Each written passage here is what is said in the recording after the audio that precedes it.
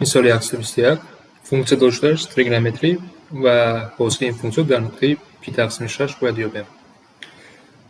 از کار کردن اول hosili ba'zi funksiyalar باید به خاطر بیاریم. اگر سینوسی bx داشته باشیم hosili این funksiya چی میشه؟ کوسینوسی bx یعنی b در اینجا یگان عدد کوفیشنت x ضرب b میشه و hosili کوسینوس چی میشه؟ مینوسی سینوس x میشه. اکنون که میدونیم به خاطر آوردیم اکنون مثال رو کار کنیم. hosili این funksiya چی میشه؟ hosili funksiya f میشه مینوس 10 خودش میماند ضرب سینوس 2x چی میشه؟ کوسینوس 2x ضرب 2. این 2 با 2x تعلق ندارد یعنی این عدد است.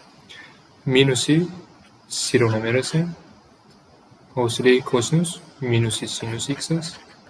می نویسیم 5p در اینجا عدد است یگان x ندارد یعنی عدد منتظم و این رو اگر موازده کنیم برابری 0 میشه یعنی 0. بیایم با ساده تر نویسم چی میشه؟ مینوس 20 کوسینوس 2x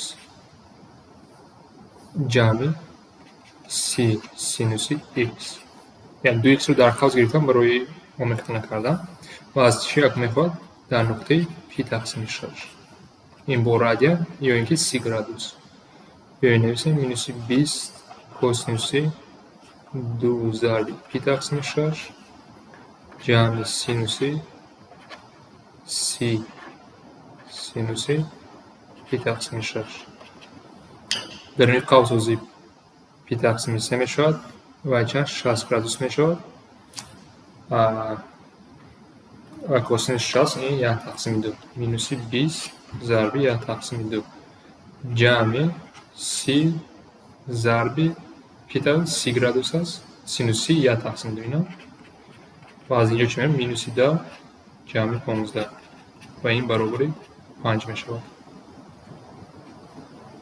یعنی در اینجا باید این کنچه ها رو سینوس کوسین این کنچه ها رو باید داریم. اگر رادیان خیلی باشد و گرادوس گردانیم